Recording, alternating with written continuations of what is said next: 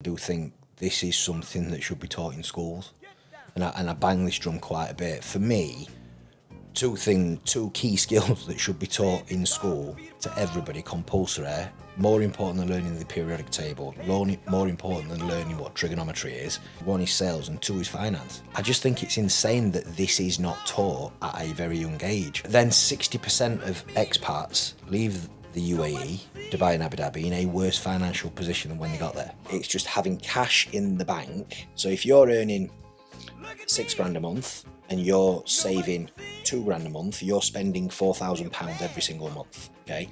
Therefore, you need £24,000 in a bank account. Yes, earning zero. Yes, losing money to inflation. Yes, it's going backwards, but you need that there. Just a safety net. Yeah, should the shit hit the fan. Like most people live paycheck to paycheck, especially around this area. They're not going to have enough money to probably invest this, that and the other. Do you see a big play? We're big advocates of the internet in terms of building a personal brand, building a business around that. There's a lot of offshoots that can come from the internet. I believe it's made me a living. Do you treat that as an investment? So you're doing podcasts, you're posting content. Do you gauge that as an investment, or is that something that's a completely separate beast in terms of your personal brand? Having fun, got money fun. Having fun, got money fun. Having fun, got money fun.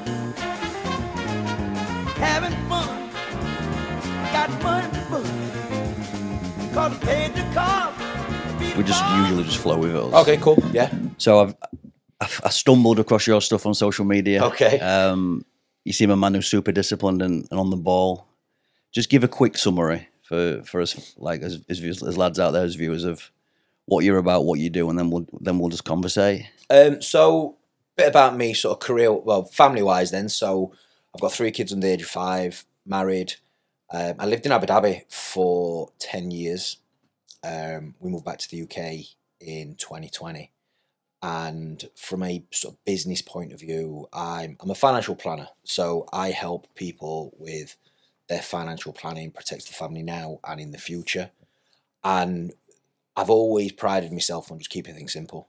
So my industry is full of jargon and noise and bullshit, and don't win many friends when I say this, but in my opinion, it's built that way to ultimately keep the consumer, i.e. you, at arm's reach, and make people like me sound more important and more intelligent than they actually are. When in reality, if you follow a few simple steps, you can get where you need to be before you need to employ someone like myself. And like I said, a lot of the feedback I've got over the years from my clients is that I'm very good at taking this jargon-filled nonsense and just breaking it down into plain English, in a language that people understand, and where sort of the content comes from, the videos come from. So I've got twin boys. The boys are nearly 5. When Henry and Jasper were born, they spent 2 weeks in NICU. It was horrendous. Like, they nearly died. Worst 2 weeks of my life. And at the time, we lived in Abu Dhabi, and the hospital the boys were at was like a 45-minute drive from our house. So we came up with this great idea that I know what we'll do. We'll move into the hotel next door to the hospital, so we're close, so we're not back and forth all the time, which was the worst thing that we could have done, because we took this super stressful situation, made it even more stressful because we were living in a hotel room. So literally all day we were back and forth to the hospital, and in the evenings got nothing to do, just sat in this hotel room. And one night I'd had a few too many glasses of wine, got my phone out and started ranting in my phone. So I then started Googling. I thought, I knew the second my kids were born, I knew then was because of the industry I'm in, I knew now was the time I need to increase my life insurance. I knew now is the time to start saving for the kids' education when they come to 18. I thought, what will someone that's not from my industry, that doesn't know, what will they look for? What will they be searching? What will they be Googling? So I started Googling things like, how much life insurance do I need for a family? How much is children's education going to cost? How much is my children's university going to cost? All this sort of stuff. And everything I found either gave me a little bit of information, then put your phone number in here and put your email address in for more, which I know from my industry means I'm going to get spammed tomorrow for the next 20 years. Or it just took me to this page 30-page document full of jargon and bullshit. So you saw a little bit of an opening. Yeah, well, it weren't even that. It weren't that intentional. So it just pissed me off. So I started ranting in my phone, off too much red wine, and put it on Facebook, and it sort of polarized opinion. So my so-called peers, people within my industry, went for me a little bit, but all my friends that were not from finance were like, "That's so true. That I know exactly what you mean," and it sort of created this bit of a debate.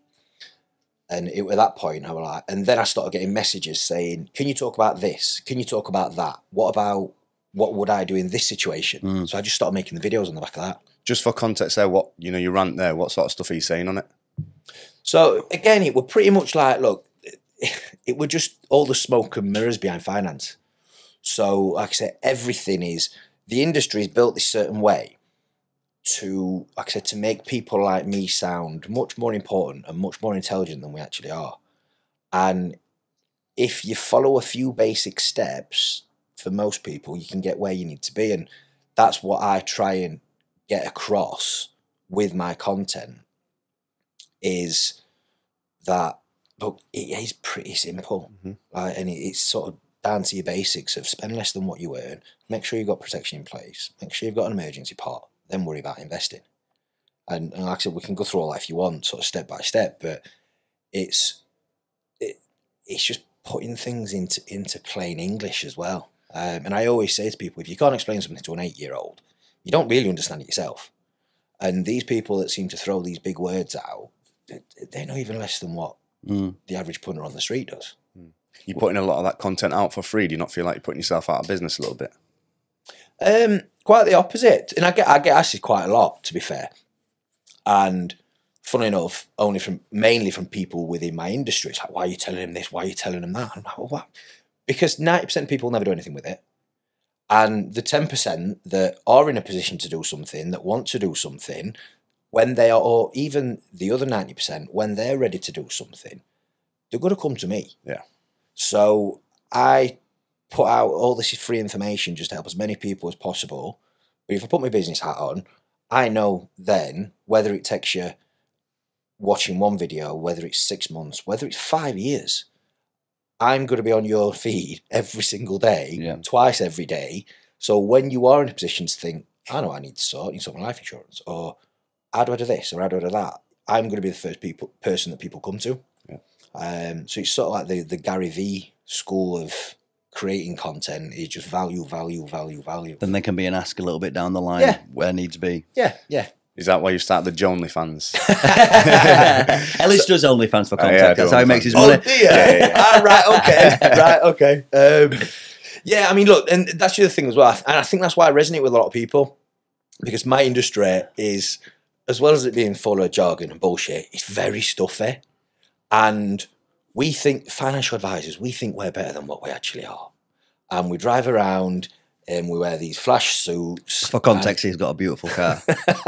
I was like, who's the financial man? I was waiting outside, and I knew, just for some context, I could tell from how you messaged me you're a disciplined man. I knew you were going to be regimented with time, so when the sat-nav took it wrong way, I'm like, he's going to be fucking seething at this. And then I'm like, I hope he don't pull up in like a Fiat 500. And he pulled up in a beautiful car. So just, what car walking, is it? What car we got? It's a Taycan. Oh, it's beautiful. Taycan. Yeah, it's All nice. right, It's yeah, nice.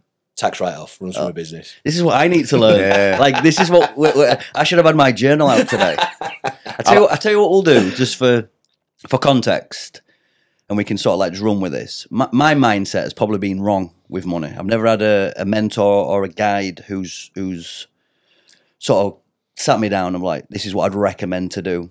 I got into business fairly young. I did all right as a young kid, but I had no understanding of limited companies, even the basics of taxation and saving. For context, like, what should people do when they set up the business to start with? I.e., should you have an accountant? Should you be like, for someone who's just starting, what do you advise in terms of tax, making it sure it's set up correctly? Just seek advice. Yeah. So I didn't really. So I've always been very open to asking for advice and asking for help. It's something that I've never been embarrassed about. Like, if I see someone doing something and I want to attain that, I'll ask them. If I want to get to, I've got a mentor, I've got a business coach, I've got my own financial advisor, I've got a fitness coach. So for me, it's just, I see it as common sense that if I want to achieve X, if I want to better myself, I'll employ someone that knows more than what I do. So I'll employ anyone in any area of my life, an area where I've not got the knowledge, I've not got the time, or I've not got the interest to do myself. Yeah. And I didn't realise how rare that was until recently. Because a lot of people won't ask for help, which for me it's insane. I think with money though, this is just me speaking of my subject. It's a little bit, not embarrassment, but a little bit of fear as well of not truly understanding the process. Like I go back to the school idea there, that when you do start making good income or unsure of, you're almost a little bit like, let's just, whoa. It paralysed me a little bit in thinking if I look back until I started asking for advice. Yeah, I get that. And if you're setting up a company, the first thing I would say, you don't need to speak to someone like me. You need to speak to an accountant to make sure it's structured in the correct way, to make sure that, I mean, I've got my accountant I work with very closely. He's fantastic. He set all mine up for me. He structured it all. He did it all for me. So that's the first thing I would say. Speak to an accountant and find yourself a mentor as well that's doing it, that's it within your industry, that's sort of killing it, and just ask them to shadow them for free, or even offer to work for them for free for a bit. You shouldn't be cheap in accountancy. Should you seek the best? Is there some rogues out there? Is there people you trust? Because the tax rules to me are just. Well, there's a difference between a tax advisor and an accountant as well. Okay. So I suppose so. I would suggest you speak to a tax advisor, because some accountants will just tick boxes. You send them your information, they'll file it, they'll send it off for you. They'll not tell you, actually, you can do this, or you can tweak that, or you can tweak this. I've worked with the same guy for years. I was quite lucky, really, that I stumbled across him. Yeah. But, I mean, touching on what you just mentioned as well, with being paralysed from a kid, I do think this is something that should be taught in schools. And I bang this drum quite a bit. For me, two key skills that should be taught in school to everybody, compulsory, more important than learning the periodic table, more important than learning what trigonometry is sales. Agreed. Because you're selling in every aspect of your life. I'm selling my kids to go to bed in the morning. I'm selling my kids to get dressed in the morning. Yeah. I'm selling my missus to help me out with whatever it may be at home. Like I said, and it's same with any career as well. So one is sales and two is finance. Because no matter what line of work you go into, even if you go into something where you need to memorize the periodic table, which for most people it never will be, but even if it is, you still need to manage money. And I just think it's insane that this is not taught at a very young age. What is a bank account? What is a mortgage? Why a credit card's bad? Why a credit card can get you in the shit? Like how to budget, what tax is, how to pay tax, how much tax you need to pay, how to reduce your tax. Like this is all stuff, in my opinion, that should be taught from a young age. Do you have a theory of why they're not teaching that? Lack of education themselves, I think. Are you a conspiracy theorist at all? I'm not. No, I'm not. But I'm going down a rabbit hole quick, aren't we? No, I'm not. But I just think that you can't expect the teachers to do it. No. Because they left school, they went to university, they got a degree in whatever it may be that they're teaching, and that's all they've ever known. And there's a reason teachers strike. It's because they believe they're not paid enough for what they do anyway. So why should they have to take this on board? And typically, I know quite a lot of teachers that are the worst people managing money in the world. So I think outside help should be brought in. I have done quite a few talks at schools to the kids, teenage kids, about this sort of stuff. And Are they responsive to it? Oh yeah, Good, yeah, good. First question they all ask is, how much money do you make? Yeah. Do you answer that? No. Well, I'm pre-warned before a lot of the times that you can't tell them that. Yeah. But yeah, they are really responsive to it. And I've been that kid. Like I've been that cheeky. Are you from a working class background, would you say? Yeah. So my dad's a market trader. Sells second-hand bric-a-brac. on Sheffield Market. Nice. Rag and Bone Man. My mum passed away a couple of years, unfortunately, but my mum sort of worked in schools. She was a secretary at the NHS. She sort of, it was a very traditional household where dad went out to work, mum had a part-time job. Mum basically brought us up. My dad always did all right for himself, but my dad was a very hard worker as well. So I get my work ethic from my dad. That were a big driver for you. Then you saw that as a young kid, like, right, I like that. Like, he's working hard. Yeah, I don't think I consciously thought that, but subconsciously, looking back, I am my dad's carbon copy. One thing my dad did teach me is what I didn't want to do. So I remember I boxed growing up as a kid. From being 10 to 22, I had 44 fights, amateur fights. And I remember being 13-year-old and my dad saying, "What do you want to do?" I'm like, "I want to box." He's like, "Yeah, but what do you really want to do?" I'm like, "I want to box." He's like, "Yeah, but what's plan B?" I'm like, "I don't know." I says, "I'll just work on markets for you. You seem to do all right." And it was the biggest mistake I ever made, because then we were coming up to the school summer holidays, and a week before, my dad goes, "Right, you coming on the markets with me for the school holidays?" I'm like, "I want to ride on my bike." He's like, no, you're coming on the markets with me. So I'll pay you £9 a day. So I'm like, quickly. I'm like, £9 a day, 6 weeks. That's an Xbox. So I'm like, yeah, I'll do that.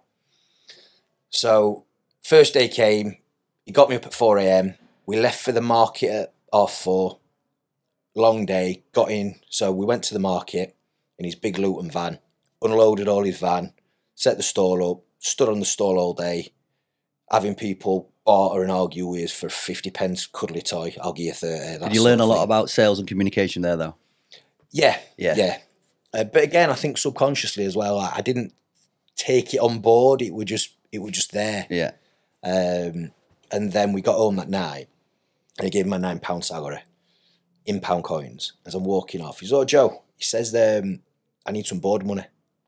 I went, "What?" He went, "I need board money." Well, it was board money. It's taxing you early on then, eh? Yeah. And he went, "Right, well, now you're working, you need to pay a third of your wage in board." And I went, "Why?" He said, "Well, what do you think pays for the lights, the rent, the house, the mortgage, to wash your clothes?" So I get him £3. Then I turns and walks away again. He goes, "Oh, by the way, how did you get to the market today?" I went, "We're in your van." He's like, "Right, okay, yeah, you did. I need £2 petrol money as well." So he gave me £9. I had to physically give him 5 back, so I'm left with £4. And I'm like, "Oh, this is a bit shit." Did you put your notice in that day? Well, I tried doing. Went to the market, so that one on the Monday. Tuesday, went to the market. He says, "Have you got your salary from yesterday?" I'm like, "What for?" I was like, "What are you going to eat all day?" So out of these 4... so he's teaching you very young there, isn't it? He's teaching you very young. Yeah. So then I had to buy me breakfast, buy me lunch while we were there. I came out with about £1.50 a day. And like 4 days in, I'm like, "Dad, I don't want to work on the market. I don't want to come on the markets anymore." And he just went, "Tough, you've committed." And he dragged me there for the entire 6-week holidays. And it worked, because at the end of the 6-week holidays, he said to me, "Right, what do you want to do when you leave school?" I says, "I still don't know, but I know what I don't want to do, and that's work on the markets with you." He's like, "There we go." Perfect. Nice. Bingo, So, yeah, bingo. it worked. Did that... Try and fast forward a little bit then. So the financial business you've got now, have you got other flows of income? Is that the main business? Where did you get your start there? I'm trying to understand that. So how it all came about. So I left school at 16. Didn't know what I wanted. Well, I knew what I didn't want to do, but I didn't know what I wanted to do. And back then, I had it drummed into me that if you don't have, because no one in my family had ever been to university. So, and I were quite a sharp kid. I was lippy, but I was a sharp kid. And it was my dad's dream. I was going to be the first Woodhouse to go to university and get a degree and all this sort of stuff. My dad wanted me to be a barrister, and left school at 16, gone to college, just because I had it drilled into me that without A-levels and a degree, you're either a bin man or you work on markets with your dad. And I didn't want to do either. So I went to college, and then I got a part-time job. Well, my mum got me a part-time job, because then it were very much left school in the summer. Like, "Right, you need to get a job." I'm like, "No, I'm going to college in September." They're like, "Yeah, but you need a part-time job now. Like, you're a big boy now." My mum was like that. Get out. I had to work at find a Haribo every job. time, me. Like Haribo Sweet Factory. She's like, Really? I just finished. Like, "Right, we've got you a job." I had to do that for like 6-7 weeks or something like that. Yeah. So they used to kick me out every day before they went to work to go and find a job, and I used to go around the corner, hide, then come back and play my Xbox all day. And then a couple of weeks in, my mum come back from my brother, younger brother played Sunday League football. She come back from football and she says, "I've got you an interview with a bank." I went, "Doing what?" She went, "Oh, one of the parents is a bank manager. She said she'll give you an interview." And her exact words to me were, "Don't fuck it up." And I'm like, right, okay. So I went in, this was Sheffield City Centre. So Julie Chance, she were called, I owe her a lot. So went into this, went downtown with me on a Friday, Saturday, whenever it were, during the day. And I took him with me. And I went, right, I just need to nip in here. I need to go and speak to this woman about this job. So I brought my mate in the banking hall with me. He sat down on the chair. I went to the front, and she came out, and she looked at me, looked over my shoulder, looked at my mate sat there, took me in an office, shut the door. She went, "Right, drop the cocky attitude. I know you're a switched on young lad. I've told your mum I'm going to give you a job, and I'm going to give you a job. Now get the fuck out of my office. And I'm going to ring your mum and tell her I've given you this job. So if you lie to her, she'll know. Get out." So I'm walking out of this bank, and I'm like scratching my head. I said to my mate, "Got a job in a bank." He went, "Doing what?" "Oh, I still don't know." So I got a job working as a cashier on Saturdays, and I just fell in love with it. I felt like back to sales. Fell in love with the sales side, the relationship building, like balancing my till at the end of the day. I think I got the record for the worst in the country. To be fair, it never stacked up right. If you want to make an extra money, come to my till when I was a kid. I were horrendous. I weren't paying attention to that. But this were back in the days when you go in the bank and you'd be like, "Right, do you want to speak to someone about upgrading your account, about a loan, about a credit card, about investing this money?" Like, I was like a dog with a bone. Like, nobody left my till until they either sat down in an office or they stormed out of the banking hall in disgust because I wouldn't leave them alone. And then from there, I just sort of fell in love with that, and then just tried getting around the financial advisor, just pecking their head constantly. Started college in September, hated college, but again, I had it drilled into me, without college, without degree, you'll be nothing. And then I'd been there about 5 weeks, and I remember speaking to all the cashiers, so like 5 or 6 of us on this tour, all middle-aged women and me, all mothering me. And one had got a degree, one had got A-levels, one had got a master's. And I'm like, "You sat here doing the same job as me, and I'm 16. And then I remember speaking to another mentor of mine, Ian Twarwick, and he was one of the top financial advisors in the country for Lloyds Bank at the time. And I remember saying, and I said to him, "What qualifications have you got?" And he just leant back in his chair and got his toothpick in his mouth and pulled it out. He went, "Son, when I was your age, I couldn't spell my fucking name." And then he got this piece of paper and threw it at me. I went, "What's this?" And I opened it, and it got more zeros on it than I'd ever seen in my entire life. And it was his payslip. And I said, he said to me, "What do you want to do?" I went, "I want to do this." He went, "Pack college in tomorrow." So I went straight into college, packed it in, and then I suppose the rest is history.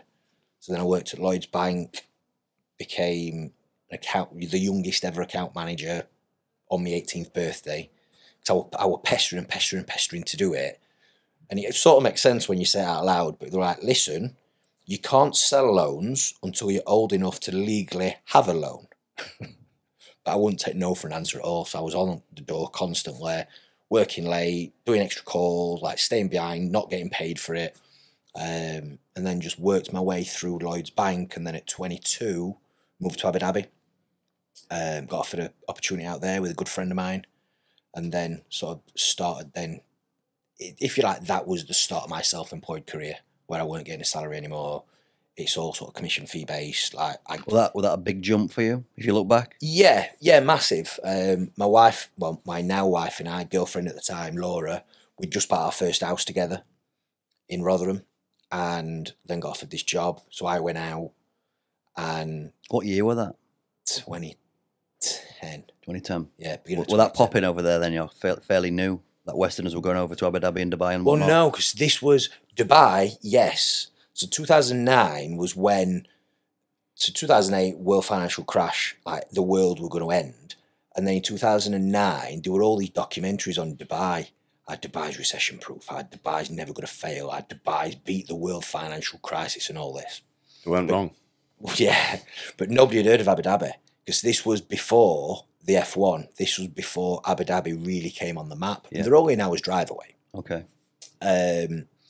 So I moved to Abu Dhabi, and then second I got there, it caught up with the UAE, and the market just crashed overnight. It didn't really affect anything because there was still expats there. Like the majority of my clients are British expats. They were still there. They still want to invest. Still need to do things with money. So, it worked really well. And what I again sort of like took it to another level and fell in love with it was. So you're telling me, I get out of this exactly what I put in. Like it weren't clocking in, clocking out for a salary anymore. It's like if I don't work, I don't get paid. If I do twice as much as him, I get paid twice as much as him. And that for me, like the penny just dropped, and it just became everything became about numbers and stats and just bettering everything and learning, improving this area and this area. And I loved it, and that's sort of when if you like, that's when I started then becoming an independent financial advisor over there, and then done it ever since. Dubai, I know I've seen you post many things about this. Is it the haven that everyone talks about over there for tax and making money? Is there plenty of opportunity out there? Because we mentioned a lot on the podcast of, is the UK the place to set up base, to build a business and all this stuff, and people seem to be leaving to here, there and everywhere. Is Dubai the location to go to? Yeah, Dubai's a great place, and you've got weather all year round. It's tax-free to a certain extent. They have a few stealth taxes in, which they don't call them taxes, that's a dirty word. They call them fees or charges, but it's the same thing. But the issue with Dubai is, and you'll see this all over your Instagram feed, is that people go out there and then get sucked, and it's like keeping up with the Joneses, this expat lifestyle that people get sucked into. Yeah. Mm-hmm. There's a scary stat.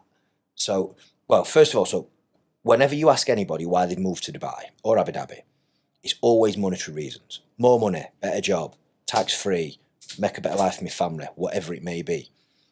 But then 60% of expats leave the UAE, Dubai and Abu Dhabi, in a worse financial position than when they got there. Is that just caught up in the lifestyle? That's exactly it. So there's a disconnect somewhere, and it's because, like I said, there's always someone with a better car. There's always someone with a better watch. You can literally go out on a night out and order a 3,000 quid bottle of vodka if you want in one of clubs. Like, it's insane the amount of money you can spend there if that's the sort of lifestyle that you want. And a lot of people get sucked into that. I think you've probably got to be quite mature in yourself and not have a big ego and trying to compete with these rich Arab guys. I think if you went over there with I'm just going to work, focus on myself, sort of mindset, I think that's what you need to go over there and be successful. Yeah, I agree. And again, I mean, I fell into that trap myself. Moved out there when I was 22. Started earning more money than I ever earned before, could ever imagine earning before. And I fell in this really dangerous trap of I stopped looking at things as monetary values, but as deals or as a client. Mm-hmm. So I knew what my average client size was. So I'd be looking at a watch or looking at an expensive holiday or business class flights, and I'd be like, it's only one more client. All I need to do is work a bit harder next week. And that became a very sort of dangerous road to go down. But my bank account was still increasing at the time, so I didn't have to think about it. I was still putting a bit of money away, still investing a bit, like everything was fine. And what brought me down to earth with a bang, so we got married in 2014, found out that we couldn't have kids naturally. So we started going through IVF. And over in the UAE, there's no NHS, there's no health, there's no financial support, there's none of that sort of stuff. So you want to go through that, you pay for it. And some of the IVF rounds we were having were between £15,000 and £20,000 a go. Wow. So it's a very expensive hobby. And it took us 5 attempts before we were blessed with the best investment I ever made in the end of it. Because we were blessed with the boys. But like I say, it were 5 rounds before we had the kids. And going through that, and then at the same time, I changed companies. The new company wasn't quite what I expected. I didn't get paid for 6 months. I very quickly ran out of money. And were you willing to chuck unlimited funds at that? Whatever it cost to with the IVF, is that a hard decision as a man there to keep? How many times do you keep doing that? Well, I was speaking to someone on a podcast about this a few weeks ago, and she asked me the same question because she specialised in helping people in the Middle East go through the emotional support of IVF. And we never had that conversation. And looking back now, it's insane. We never went into it with right, we're going to put this amount aside, or we're going to do it this many times, it would just go again. Didn't work, go again. Didn't work, go again. And I know we both thought it of that, what if this never happened? Just didn't communicate. Yeah, but I don't know whether it were fear, whether it were I didn't want to know the answer or what. But we went into it very naively to start with. Like the first one, it would just, you can't have kids naturally. You've got a few issues. So we'd both got a few I got a low sperm count. My wife got low ovarian egg count, whatever it were. And they're like, look, your chances of getting someone pregnant are slim. Your chances of getting pregnant are slim. Put that together. Realistically, it's not going to happen. But it's an easy fix. And that's where it got pitched to us. Okay. So we went into the first round of IVF thinking 15 grand, walk away with a baby. Like, never even thought for 1 minute this might not work. And when it didn't work, that's when everything come crashing down. And at the time, like I say, I was in this victim mentality. Why me? Why can't we have kids? Why is the market shit? Why is everything so expensive? Why aren't we living in the UK where I can get this paid for from the NHS? And it were only when I really took stock and looked at, well, actually, Joe, you're in this big 4-bedroom detached house, just 2 of you, what you don't need. With its own pool on the back, what you don't use. You've got 2 flash cars on the drive. You're flying business class everywhere. You're out doing brunches every Friday, Saturday night, spending a fortune at the weekends.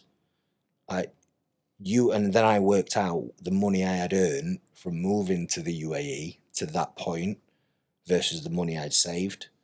And I'm like, fuck, like you've been a dick with money. Well, that a wake-up call then for you. Massive. You're saving pots like you mentioned and you're investing and whatnot. Massive. How did you make the start there then? What that's happened, you've had the pennies dropped.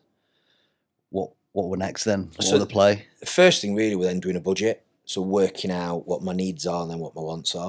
And then prioritising what comes first. So it was putting a system in place, which is something that I preach about quite a lot. So it's just make everything as automated as possible. So your salary comes in, the day after payday, you have a set amount go to your bills account that pays your bills for the month. You have another set amount go to your savings account, that's your emergency pot. Another set amount go to your investments, that's your investment pot. Then you spend what's left. But I would do it the other way around. Instead of saving and then spending what's left, I was spending and then saving what's left. Yeah. And it never ends well. Do you think the mindset there is easy to have? Because I've definitely had this. It's just focus on the income and everything else will be all right. That were always my mindset, which is probably a little bit wrong for long-term thinking. I was like, just go out and make, produce. Income's the priority. And this can just be dealt with when and where. I think that's a self-employed thing as well. Is it? I think so.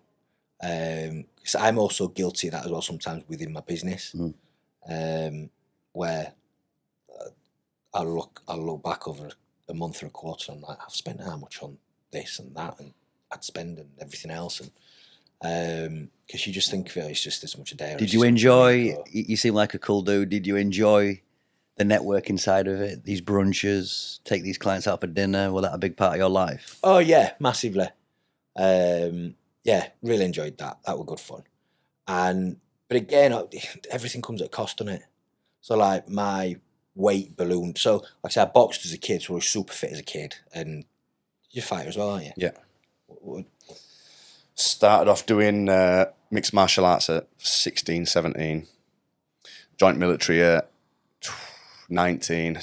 Boxed in military for 4 years. Left and did K1 for 3 or 4 years. Did a bare knuckle fight, my last fight in last April. That's different level. That. Yeah. A lot of our friends are bare knuckle fighters. It's getting big as that sport. Oh, really? Yeah. And then now just trying to touch on boxing, and maybe I've been looking at doing like an influencer boxing show, trying to get on one of them. But then also we're going to start as our own fight show locally, and I might just top the bill on that. All right, okay. Ease into that. Yeah, fully game fight league is the plan. Yeah. Okay. Oh, cool. So you know yourself, it's a weight making sport. So I've always watched me weight. Then moved to Abu Dhabi when I was 22. Started boozing because I'd never drank till I was 20, 21. I didn't drink at all as a kid because I wanted to be a world champion boxer, and I would engrossed in that. Moved to Abu Dhabi, started earning all this money, nice restaurants, going out at the weekends, and weight started piling on. And then doing all these social events, and then I was also flying around the region a lot as well. So like 3 or 4 days a week I was in Saudi Arabia or Oman or different countries seeing clients. So I've been living out at a hotel, then come back at the weekend and have this massive blowout again. and it was this vicious cycle, and I was ballooning and ballooning and ballooning in weight. And like I said, I started my fitness journey, if you want to call it that again, getting back on it and getting in a routine with it in 2019. How long did it take you to pull it back, do you think? So at my worst, bear in mind I'm 5'9", I was 120 kilo. Wow. I was big. Yeah. But it started from, so when the boys were born in 2018, I was like, I need to make a change. I don't want to be a fat dad. Like, I don't want to set this example for the kids. But then they were in hospital for 2 weeks. So I was like, oh, when they get home, I'll start. Then the sleepless nights started. When they start sleeping, I'll start. And then I blinked and a year had gone. And what did it for me was like the rocket up the arse that I needed was my mum got diagnosed with terminal cancer in the summer of 2019. And that for me was just like this epiphany moment of she's had her choice taken away from her. She's had her life taken away from her, health taken away from her. I don't want to waste mine. I want to see my kids grow up. And then call it fate. Literally an hour later, I got a cold message on Facebook from my first fitness coach and now very good friend, James, basically just a sales pitch. I help busy professionals lose fat, get their life in order, get their shit together, sort of thing. Yeah, And I was but the door were perfect timing for you. Oh, there, yeah. wasn't it? That's the Yeah, key. That's yeah, the key. yeah. There's a lesson in there for salesmen, isn't it? Yeah. The door were open for you. And I was like, let's jump on a call, mate. Just tell me how much. Yeah. I want to pay you now before I talk myself out of it. And it started from there. How serious are you taking your training now? Diet, following a plan? Very. I've got a photo shoot on the 1st of June. Nice. I've seen his rig, mate. It's fucking there. Yeah, I saw your only John OnlyFans video yesterday. So I've got 15 days left and I can eat. Nice. I've got the entire day planned. Shoot at 10, burgers at 1, beers, Nice. curry at 10. Nice. We talk about this quite a fair bit on the pod, but we'll dive back into the investing and the financial stuff. Do you have any principles that you follow? Cold plunge, saunas? Are you fairly routine with the morning? How's that look for you? So I'm massive on routine. When people see my calendar, it makes them wince. I'm of the school of thought of routine gives you freedom and structure gives you freedom. Like if I've got if my diary is completely blank today, I'll be scratching my arse till 12 o'clock not knowing what to do. Yeah. So I have to structure literally everything in, like from the minute I wake up to my journaling to the gym to my meals I eat to the school run to meetings to admin time to content creation time. Everything is like bump, bump, bump. And is bump, it so bump in my strict that diary. it's by time as well? Yeah, yeah. Well, I've just started literally on Sunday. I've been saying I'm going to follow a list and do all this for so long. Obviously, I was 5 years in military, and that's how my day was set up. It was this time you're going to be there, 6 o'clock. You're going to eat. You're going to march back at 7. It was like that regiment, and I enjoyed it. Since going self-employed, when we're at February time, my life's been a bit of a shambles. We've had so many things that we're juggling, and I've found it so hard. I'll just sit there on my phone because I'm like, I can't figure out what to do. I've got that many things I need to do. I can't put into my fucking mind what I need to dedicate this bit of time to. On Sunday morning, I just ordered a monthly planner at a glance. Okay. I'd ordered a nice little notepad, so I sat in bed with my girlfriend just writing all my day down. And I ticked every single thing that I'd written down on my list off, and I had quite a lot on there which I didn't think I'd achieve. And I've done that every night now, and I've done it today and stuff, and it's massive, isn't it? So much more organised. Where am I going with that? Yes, people tell me they're too busy. Can't tell me where the time's gone. Every single time. Like, I can tell you exactly what I'm doing every minute of every day. And I'm so much more productive with it. Like me and my wife, we even have a family meeting every Sunday night. So every Sunday night we sit around the dinner table and we have a family meeting where we plan out the entire week. My gym sessions, Laura's gym sessions, childcare, after school clubs for the kids, pickups, drop-offs, everything. You're really accountable with each other there then with that. Yeah, so yeah. If that's that's non-negotiable. That's gospel. Like that is never missed on a Sunday night. And then we also put in a date night that week, or a date day, or even just a coffee for an hour. Because I'm self-employed, I can steal an hour one day. Like we do something together, and also we plan stuff for the kids, book it in the calendar, get it all booked in, and once it's in the calendar, it's as solid as a meeting, and we stick to it. Is your girlfriend self-employed too? She's a director of my business. Right. And she's also got the main job of bringing my 3 feral children up. Nice. A job in itself. Were you always very traditional with that then? Being able to have that family, look after the missus, you go and... Yeah, a little bit, yeah. It works really well for us. So my wife has always worked. She was a behavioural therapist, so she taught children with autism. And it was really when we were going through the IVF, at the time, the company she worked for when we were in Abu Dhabi, they were getting a bit funny about her going to all these appointments and doing this and doing that. And so I said, look, let's just... So she just packed it in. And then going through it's intense. On the, like, it was bad enough for me, but on the women, it's intense. Like, I'm not the one having pins and needles shoved in me and tests done every other day and laid on a table and prodded and poked, and so it's full on. So then went through that, didn't work, went through it again, didn't work, and it's like, right. She's like, shall I get a job? I'm like, we're only going to go through this again in a few months if you want kids, so it's up to you. And she's like, no. So that with that. Then she got pregnant. Then we had the kids. Then we moved back here. What was the moment when you found out it had worked? I bet that's a buzz, eh? When you've gone for all that rigmarole. Yeah. I can tell you exactly where we were. We were outside an apartment in Dubai. Gone to Dubai for the weekend, checking in, like an Airbnb. And the guy's upstairs ringing us, waiting for us. And then the phone rings, and I thought it were him, answered it, and it was the clinic. And, best feeling in the world. Is that better than any money you've made? Yeah. By a mile? Yeah. Was the twins, like, planned? Did you say I don't know how it works. Put to it. I think it works. It pretty much were, yeah. Does it? Yeah, it literally were, yeah. Oh, shit. So basically you've got, so you've got sperm and egg. They basically inseminate the egg in a Petri dish. I'm not doing this anymore. I've spent 100 grand. I want 2. I want 2. Yeah, pretty much. So basically they put 2 embryos in. Like I said, we had four failed attempts with nothing, nothing at all. And then we changed clinics, went to the 5th, had the 5th one, and 2 embryos, and they both took. So the boys are non-identical twins as well. Nice. And they are chalk and cheese. Do you think that what to do with the clinic then? How you had 4 fail at one and then you went to one and it worked straight away? It's a little bit like what you were saying earlier, that if you don't understand something, you're quite standoffish with it. Yeah. Like, I've always been very logical, and I'm a control freak. I like to understand things, and I'm usually pretty good at picking stuff up, and I can get my head around most things. Speaking to these IVF doctors, they may as well have been talking to me in German. Yeah. Like, there was nothing at all. And everyone we went to, that's as much sales as anything else, that game.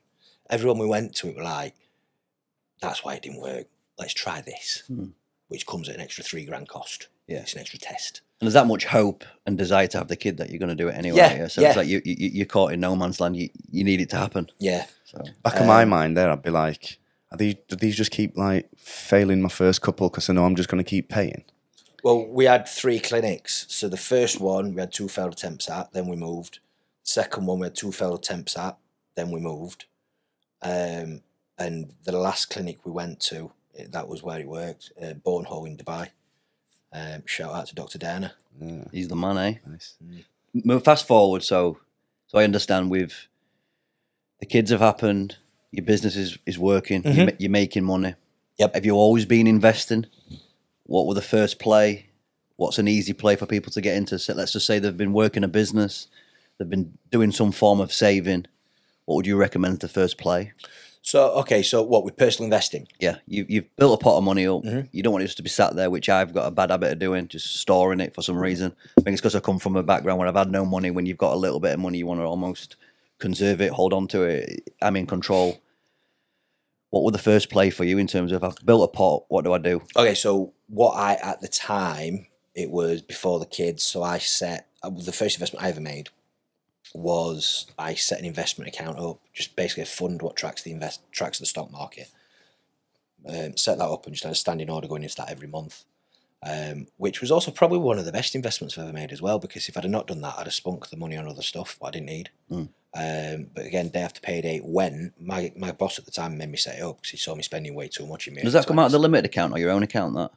At the time, it came out of my personal account, because when I was living in the UAE, I didn't have to worry about tax. Didn't have to worry about a company. Like, my UK company has already really been set up since I came back to the UK 3.5 years ago. So at that point, it was just in my personal name. And yeah, so that was probably the first investment I made. But what I advise people to do, so the first thing you need to do is make sure you got protection in place. So if you've got a family life insurance, because if you die tomorrow, it's not just you that dies, it's your income as well. And like, if you take me, for argument's sake, I've got, in a month, there'll be 5. So my twin boys are 5 and my daughter's 2. So my daughter, Aubrey, is going to be financially reliant on me, potentially, for the next 22 years. So if I died tomorrow, it's not only me that dies, my income dies for the next 22 years as well. And I'm the main breadwinner in the house. So I need to make sure that I've got enough life insurance in place to make sure that if anything happens to me, the family's taken care of. Same with serious illness cover. So again, especially if you're self-employed, if a doctor taps you on the shoulder tomorrow and says, bad news, Josh, you got cancer, one or two things are going to happen. Either you're going to die, or you're going to be incapacitated for a very long time while you're going through chemotherapy, while you're going through treatment and everything else. Okay.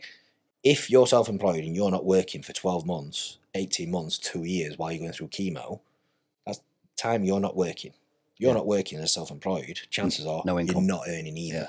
So again, there's an insurance policy you can take out which pays you a lump sum in the event of that happening.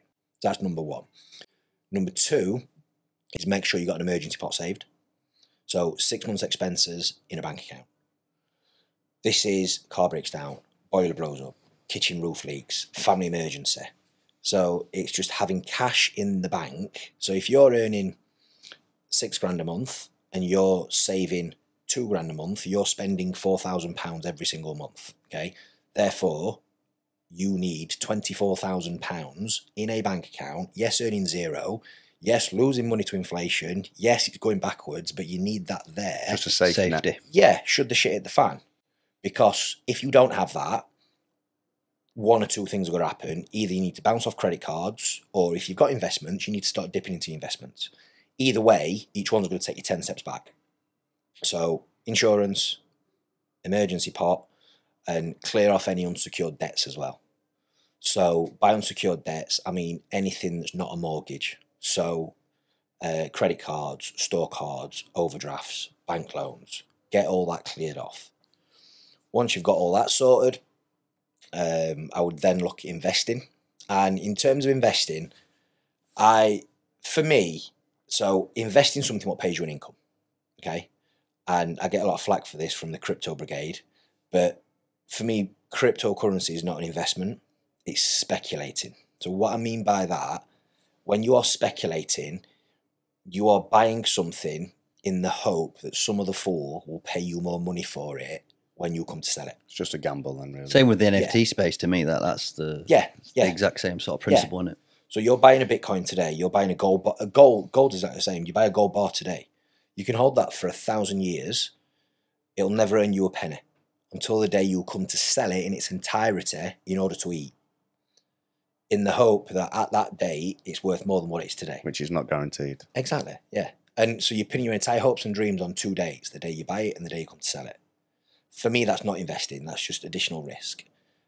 For me, investing something what gives you 2 bites of the cherry at making money. So while you hold it, pays you an income. And then the day you come to sell it, you've also got the opportunity of that thing to have grown in value. So cash flow is very important. An asset that's cash flowing you. Yeah. And then at the end of it, you can move it if you need to. Have you got any examples of that? Yeah, so stock market, property and fixed income. Okay, so stock market, you invest into the stock market and you get what's called a dividend, okay, which is essentially just a share of the company's profits. Yep. Okay, so when the company releases profits, they give some of that profit back to the shareholders as a reward for saying thanks for investing in us. That's your income. Stock market over the medium to long term always increases. That's your capital growth. What you look at there, 10% a year, is that a good return, that 5-10%? It obviously depends on sort of markets you're looking at. But I mean, if you look at the S&P 500, which is the US market, which is the most recognised global stock market, if you want to call it that, I think that's average, depending on what time frame you're looking at, it's averaged about 8 to 9% per year. As somebody who knows nothing about the stock market, how do you get into that sort of thing? Do you need a sort of mentor for that? 2 ways you can do it. So one is you can buy individual shares in individual companies. This is something what I advise 99.9% of the planet to never do, because out of the billion companies out there, what makes you think you know the best 4 or 5? And the problem you've got, if with the amount of money that most people have, if you're investing even 20, 30, 40, 50 grand, whatever it may be, or even if it might be just 500 quid a month on a small monthly amount, you can only buy a couple of companies to make it actually do anything for you. If you're investing in 2 companies with all your savings and one of those companies goes bust, you've lost half your money. Mm-hmm. The other way to do it is just buy a fund, which is essentially just a basket what tracks the market. So every country has its own what's called a stock market. All the stock market is, in its most simple form, it's a marketplace. Okay, it's like the Sheffield Market where my old man stands, right? And you've got all these different market stalls selling different stuff. So it's just real companies selling real things to real people. If we look around this room now, we've got Nike, we've got Skechers, we've got, again, all these different brands around this room. You've got Sony, you've got Canon, these are all companies that are on the stock market. So you are living in it, whether you like it or not. You're spending your money in it. So why not invest into it as well? And get. Do you recommend platforms like eToro, or would you prefer to go to an individual to invest this money? I played around with eToro before. That's again, look, it depends on your circumstances and where actually sort of what you want from it.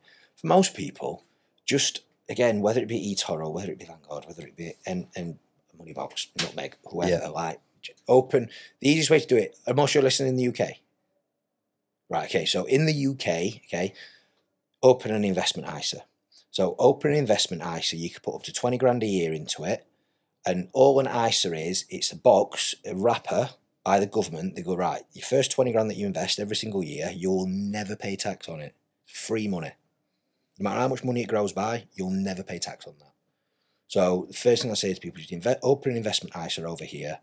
And just like I said, most of these companies will have a managed portfolio where you click 1, 2, 3, 4, or 5 in terms of risk, and then it's all invested for you. I'm going to think about. Can you touch that ever, or is that packed up, put away? You can access it if you ever need to, but I would always say invest with a longer term view, and that's why you got your emergency pot. So your emergency pot's there for your money that you need to touch straight away. Because if you're investing today, nobody knows where the market's going to be in 6 months. If you ask me where the stock market's going to be in 6 months' time, I'll tell you to toss a coin. Heads it goes up, tails it goes down. Nobody knows. The politicians don't know. The hedge fund managers don't know. Pension providers don't know. You make Dave down the pub, he certainly doesn't know, no matter what he says, right? But over the medium to long term, they only ever go up. So in the short term, they bounce around. Medium to long term, they only ever increase. And if you look at, I saw a really interesting stat the other day. Since 1928 until today, there has been 36 bear markets. So a bear market is when the market falls, and there's been 37 bull markets where the markets increase. Okay, they call them bear and bull markets. It's how the easy way to remember it. It's fear and greed. Fear and greed. I see it like that. So a bear comes down as a bear attacks, and a bull goes up with the horns. But every bear market, so the 36 bear markets, there's been an average loss of 36%. But an average with every bull market, increasing market, there's been an average gain of over 120%. So, and that's since 1928 to today. Right, so we've got almost 100 years worth of data, which tells you that over the medium to long term, things only ever go up. They come down and they go up. They come down and they go up, and it's completely normal market cycle. And if you understand that, it's actually a massive buying opportunity. Because if you invest £1,000 today into the stock market, and you do that every single month, £1,000 every single month. Next month, if the market drops by half, but you still invest £1,000 next month, you get twice as much for your money. Month after, same again. Month after, same again. As we've just worked out, the markets only ever go up. So when the markets do come back up, all these does this make sense to you? Mm-hmm. All these cheap units you've been buying here will be worth a lot more. Yeah, the key there is not to get scared and sell. Yeah. Exactly. Take emotion out of it.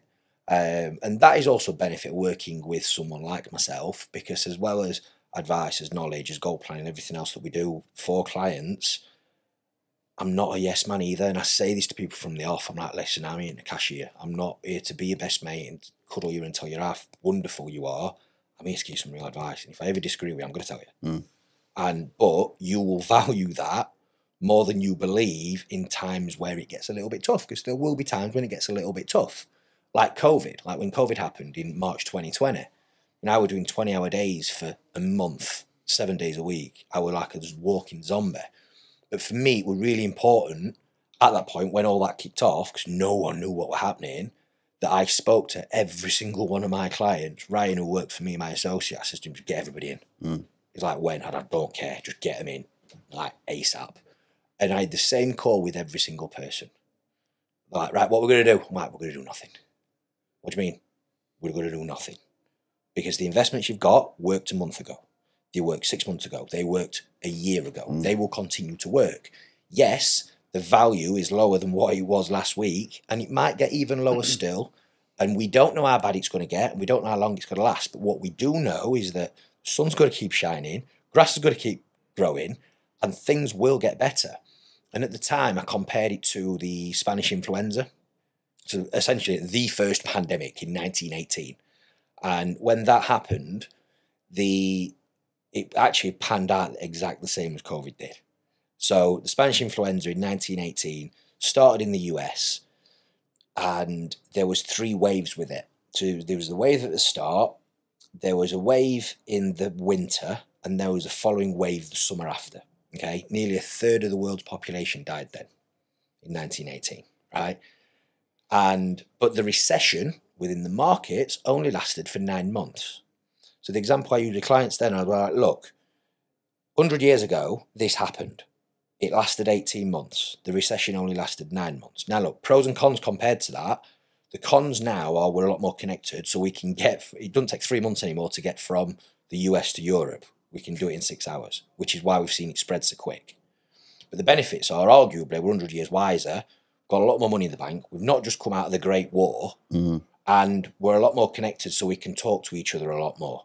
So arguably we'll come out of this a lot quicker. Turns out we didn't come out of it any quicker in the end. There's probably a few rabbit holes you could go down there as well. Well, yeah, we'll not get into that. But I was right with the markets, because by the end of July, the markets had come back to where they were before March. And again, you don't read about this in the news, but if you would have been invested in the markets from January to December 2020, you'd have been almost 20% up. But you don't read about that. No. All you read is worst financial crash since X. Markets dropped more since Y. Because unfortunately, with the news, it sensationalizes everything and it sells. And I say this to people as well, like, too many people make 30-year investment decisions based on the last 30 seconds worth of news. Like, what is happening in the news today is none of your business if you are investing for the longer term. And when you understand that, like I said, just switch off to it completely. Safer, it's bullshit anyway. That's what I like about eToro. I don't know the ins and outs of these other ones, but they have what's called copy portfolios, and you've got like the funds there that you mentioned. You can sort of get a read on that. What I liked about that when I was trying to learn it is it had a virtual account as well, so you could see how your money would play in real time. So I like the idea there of learning that. So that would be the first step. One thing I will quiz you on, which is a little bit off topic, is I don't know how true the facts are, but like most people live paycheck to paycheck, especially around this area. They're not going to have enough money to probably invest this, that, and the other. Do you see a big play? We're big advocates of the internet in terms of building a personal brand, building a business around that. There's a lot of offshoots that can come from the internet. I believe it's made me a living. Do you treat that as an investment? So you're doing podcasts, you're posting content. Do you gauge that as an investment, or is that something that's a completely separate beast in terms of your personal brand? No. So I get the majority of my business. All the stuff like this comes through my social media channels now. And it weren't easy. I mean, it took me 3 years making videos on a regular basis before I had my first inquiry. Most people would quit there, wouldn't they? Well, and do you know what? And I nearly did a couple of times. And if it weren't for having a couple of people in my corner batting for me. Stick it out. Yeah, I probably would have done, because especially when I started creating the content, like I said, my industry is very stuffy. I got ridiculed. Like, bad. Yeah, but these people that are ridiculing you are the people that ain't got the fucking balls to make the content, because I'm the same myself. Sometimes I'll not cringe at what I put on, but I know for a fact there'll be people out there that'll watch myself and be like, oh, see what else is posting, you know, that sort of people. But the people that you're reaching out to with the content that you've got, it's beneficial to them, and I think like you just said then about internet being a a big place to build a business and build a brand. Now you do very well with your social media, and you've just got to stop caring about what people, especially in your industry, think about you, because there's a reason why they're jealous and there's a reason why they're not doing it. What were the reasoning for critiquing in a nutshell? He's embarrassing himself. He's an embarrassment to the industry. Showing himself up. Ruining Why do you his feel the reputation. traditional things? Sue. Yeah. Meetings behind closed doors. Keep these secrets. Don't be telling the masses the information. Yeah, pretty much. Yeah. And don't get me wrong. Like anything, they were bad when I first started making them, but I stuck with them and they got better and they got better. Well, I'd like to think they got better over time. And so going back to what you said, so, a mentor of mine, a good friend, he once said something to me. I said not once, like he drilled it into me over the space of a year. Every time I went to him, with the best bit of advice I've ever had of, your opinion of me is none of my business. And when I really got my head around that and stopped caring, like you say, about what other people in my industry thought, that's when my content went to another level. That's when I started making the skits and the things I want to make that I enjoy making. And their opinion of you tells them more about themselves than what it does you, if you know what I mean. Yeah. My friend's, his girlfriend's just become a self-employed mortgage advisor. And the first thing I said to her was, you need to have more of an online presence. You need to set a Facebook page up. You need to be doing videos and doing all that. She's like, I can't talk on camera. I'm like, you just need to do it. You'll get better at it. It might be shit at the start. It might be a bit embarrassing, but just do it. And now she's doing it. I see her posting probably 5 to 10 videos a day now. Yeah. And I haven't touched base with her since to see if it's made a business any better, but I know for a fact it will have done. Oh, 1,000%. And because people don't buy brands anymore, people buy from people. And that's something that I've always tried to sort of coming across, that I am me. I wear my out on my sleeves on my videos. Like there's nothing to hide. Well, she's what you get. And yeah, and it's insane. Like I said, the people that were holding me back from creating the videos I want to create are the only people that will never buy from me. And you know, when you say it out loud, it's like, why did I ever give a toss what they thought? Yeah.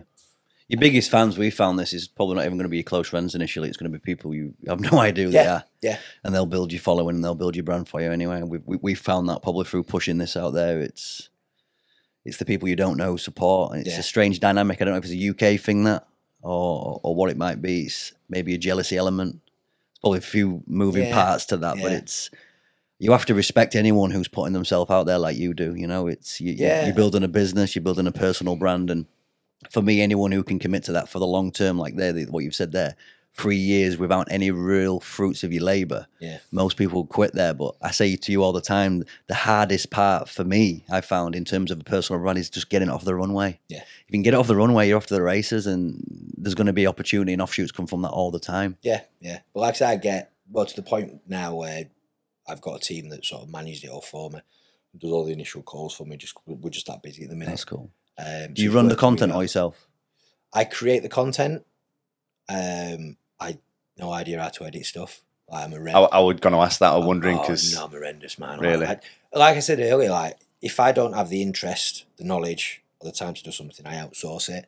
And look, my writing guy Ryan, he's phenomenal. Basically, between him and Jess, my assistant, like they basically run my life. They're amazing. And Ryan edits most of my videos. He's all self-taught as well, to be fair. Nice. Doing it all himself. So I basically just record myself talking to a camera, send it to him. He makes me look and sound a lot better. Who records you when you're not holding the camera? When I'm not holding the camera, I have a couple of videographers that I work with. Yeah. When did you make the decision to invest in an assistant and a videographer? When did that penny drop? From early doors, to be fair. So, the videographer that I've been working with, a few different guys. I've got a guy here I work with, Ed, guy in Dubai that I do some work with as well. That's more, they're more creative than what I am. They make the videos look a bit better than what I do, instead of me just sat in my office with my camera or my phone on my face.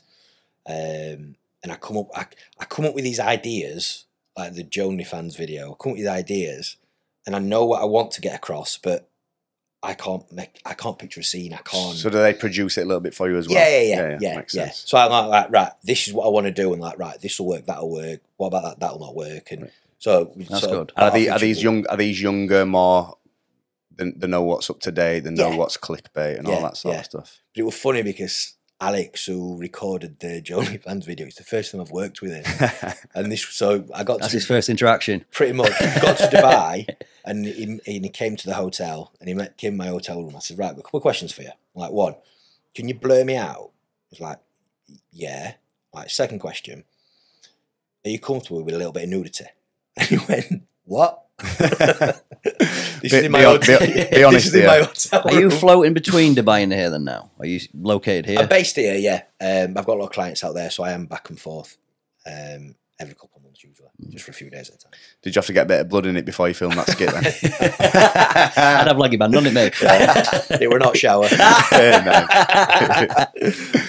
I don't want to... I love, if possible, now we've built this connection to...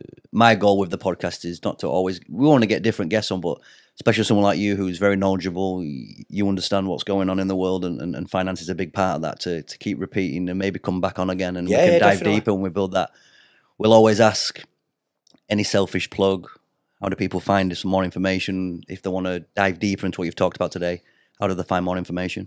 So easiest way is on Instagram. So look up Joe_family_wealth101. All my videos there, all my skits and everything that I put out. Do we any consulting if someone wants to sort of like you there? Yeah, so my inbox is always open. So actually I'll speak to anyone in the inbox. Actually, if anyone wants to chat, let me know what you want to speak about. We can arrange a call with my so the initial calls are with my team. So Ryan or one of the team will be able to take some details from you, work out how we can help you to make sure that our time together is maximised as much as possible, then book a 120 with myself. Perfect. Happy? Perfect. Thank you for your time, mate. Really Cheers, appreciate man. that. Thank you.